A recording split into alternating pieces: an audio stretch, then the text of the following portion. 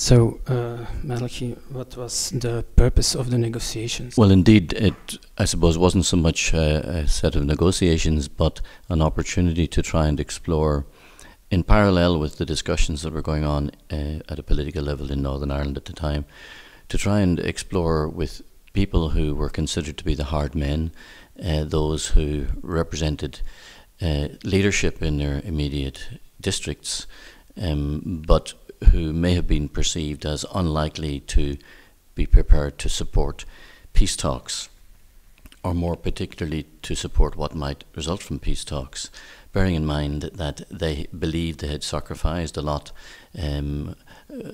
including in many cases the lives of their colleagues and so on.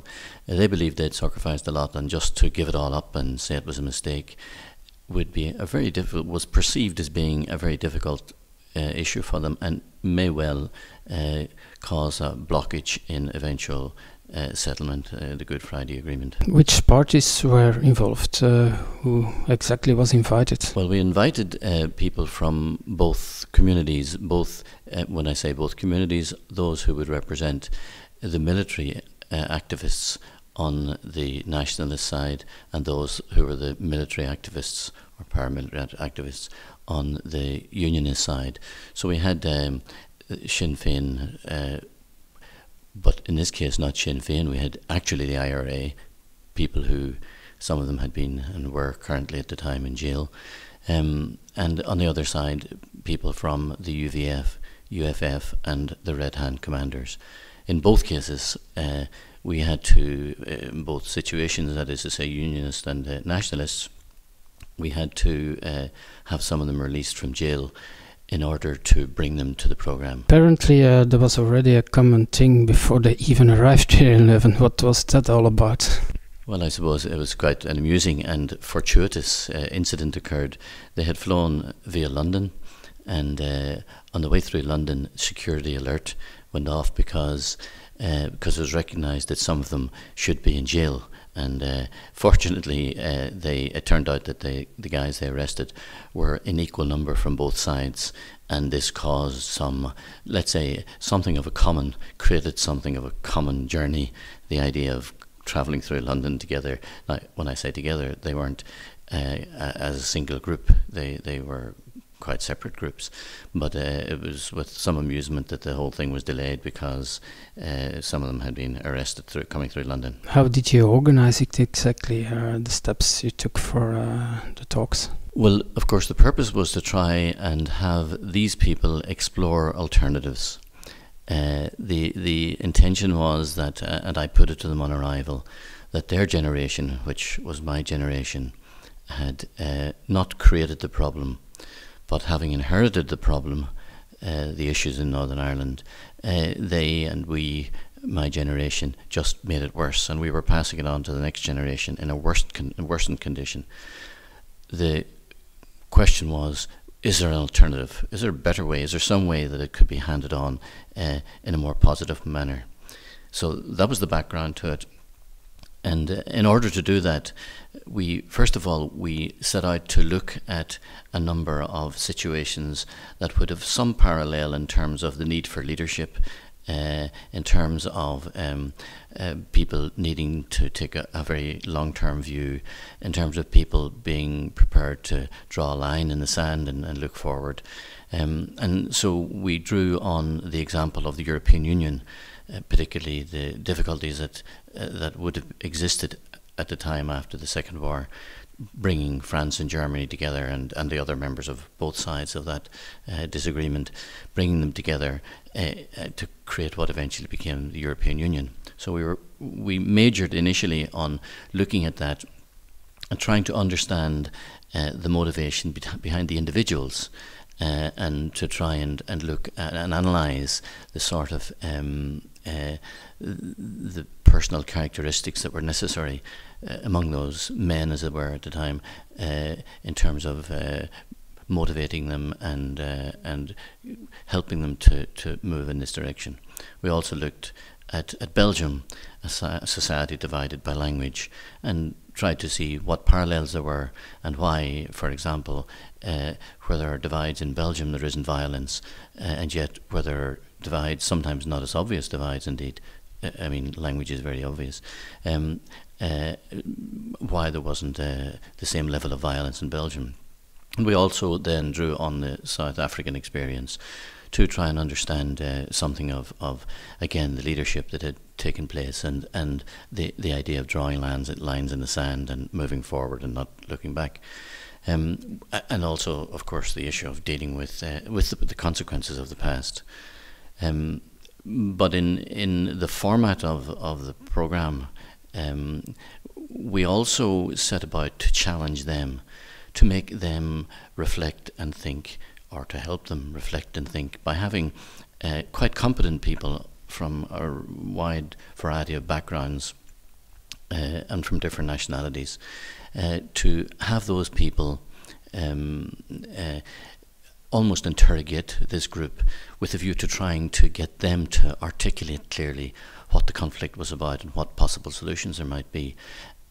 Not so much to put forward proposals, very clearly indeed not to put forward proposals to them, but to challenge them about why it should be that way, and to get them to articulate clearly what they saw as the difficulties and why the difficulties existed, with a view subsequently to try and explore whether there might be some common ground among them that might facilitate discussion. I heard that you went to Brain Duncan with them. Why was that? Well, it was, I suppose, somewhat a risky thing to do. The idea was to try and give them something totally out of their everyday lives that would perhaps bind them together. We had just considered, first of all, the EU and touched on the conflict of the Second War. And so we brought them to Brain Duncan to try and capture something of the terrible environment of such a place, and to try and have them share in common something of something that was historic, unrelated to the conflict in Northern Ireland, and yet couldn't but impact on any individual. It was highly risky because quite a few of them had been in jail, and I was a bit concerned that they may have seen it quite lightly, but quite the reverse. When they went there, they were perhaps, from their greater knowledge of the inside of jails, they were really quite moved by the experience. So it was an icebreaker. You could say it was an icebreaker, and giving them a sort of common ground over which there's no question of dispute. They all couldn't but agree that this was a terrible place. The discussions or the talks were evolving over here, and then there was another group of interviewers, or well, how we can call it. Here, people from the European Union, and so that was the second step you took. How did that evolve? Well, we looked for someone who was articulate and bright and so on, and we asked Karl Bevernage, who was at the time the chairman or president of the Law Society in Brussels.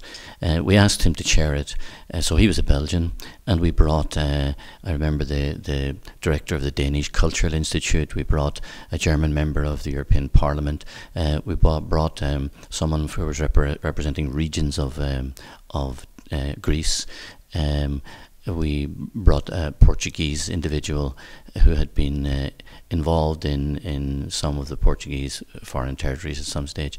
So we looked at bringing together a very disparate group of people who would set about questioning and challenging, and without antagonizing the group, but would really press them to explaining the background, religious background, political background, economic background, the intercommunal background, the social issues and so on of Northern Ireland, with a view to getting them themselves to reflect on these issues, all of which of course would have to be provided for in any arrangement that might lead to peace. How did people leave here from Leuven? Were they very positive about this negotiation? What took they with them to Ireland? Well, the interesting thing was that when Frank Del Martino, who is a professor at KU Leuven, when Frank Del Martino made his first talk on the EU, he touched on the Luxembourg Compromise.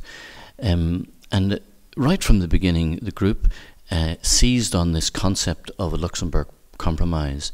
Frank had explained it in terms of it being a situation where no solution could be found to the particular problem.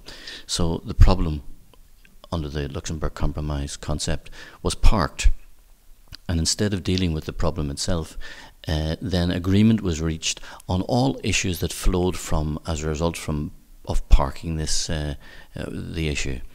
And they immediately seized in this right at the beginning to try and understand how that might apply to Northern Ireland.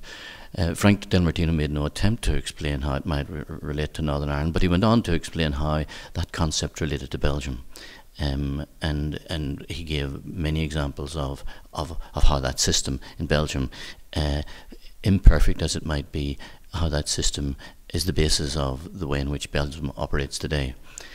Throughout the whole programme, that was 6 days, this concept of the Luxembourg Compromise arose time and time again. They tried to measure it and examine it and look at it from every possible viewpoint.